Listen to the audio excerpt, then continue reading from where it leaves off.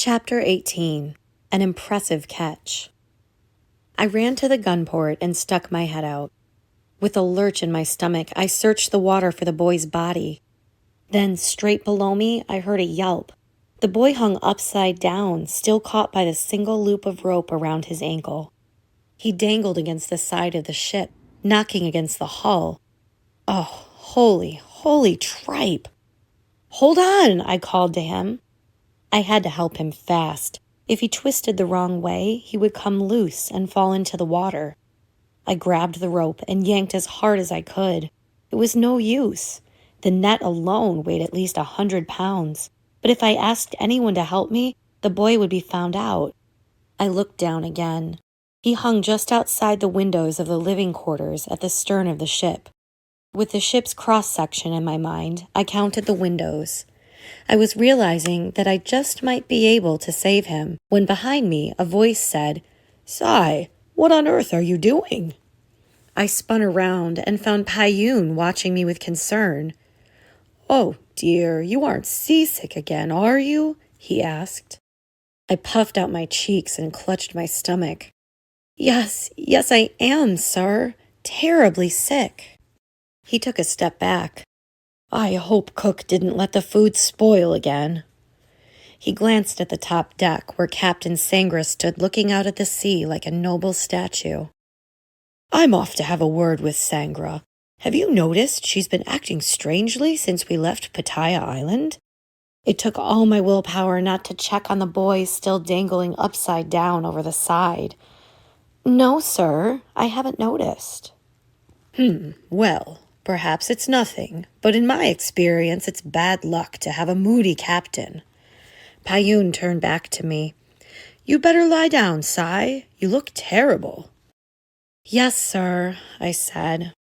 I waited for Payun to start climbing up to the top deck. Then I shot down the stairway to the main deck and yanked open the door that led to his room.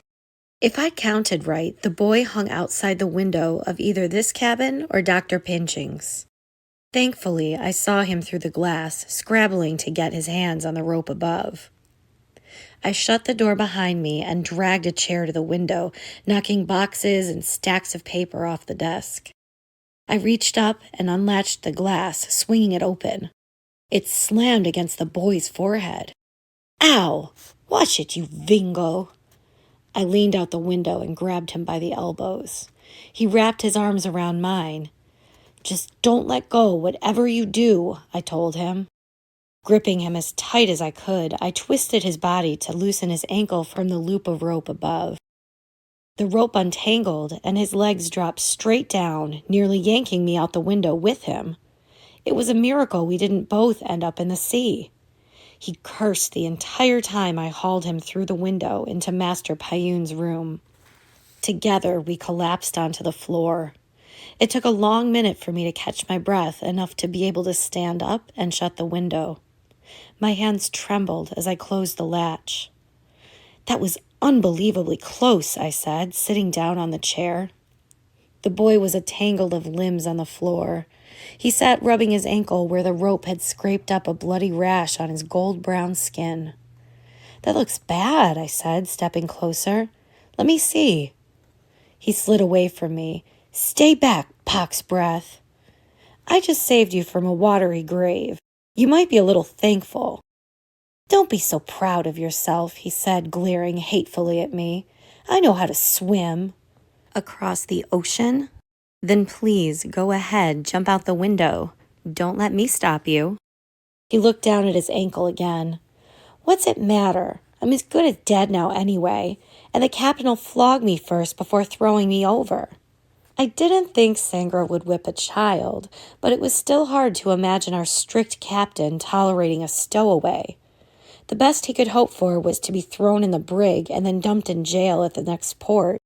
I rubbed my stomach, which still ached from where he had punched me. Ugh, why couldn't I have just sat in my hammock in peace and left the rats alone? Finally, I said, "Listen, I won't turn you in." The boy jerked his face up at me. "What?" "I said I won't turn you into the captain. We'll stop at Falin and you can get off there. We'll pretend this whole thing never happened." Falin? A look of dread flashed over his face. This ship's not going to Mancon? Keep your voice down, I whispered, glancing at the door. It's going back there eventually, but we're crossing half the globe first. The boy rubbed his bleeding ankle and didn't say anything. I took a deep breath and let it out. Listen, I think we can avoid having you punished, which I'd rather not see, to be honest. But we've got to go now, and you can't hide in that closet. Our cook would find you at some point. You need to hide somewhere no one ever goes, like the hold. The boy shivered. Down in the ship's bowels? I'll go mad down there. I'll bring you food and water. Look, you've got no other options, and I won't help you if you're just going to get us both caught. He nodded slowly. Fine. What's your name? He frowned like he wasn't going to tell, then blurted out, Bo. I offered my hand to help him up. I'm Sai. Come on, we can take the back way down below. Quick, help me clean this up before Master Payun gets back. Bo dragged the chair back to the desk, and I gathered up the papers off of the floor.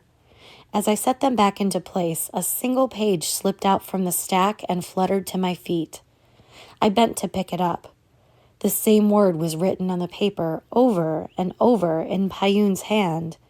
Along, along, along. I didn't know what it meant, but the way the word was repeated gave me a strange, unsettled feeling under my rib cage. What are you waiting for? Whispered Bo, already at the door. Let's go. I tucked Payun's note back into the stack of papers and led Bo out of the room. Perfect. Just perfect, I thought, as we crept toward the ladder to the hold.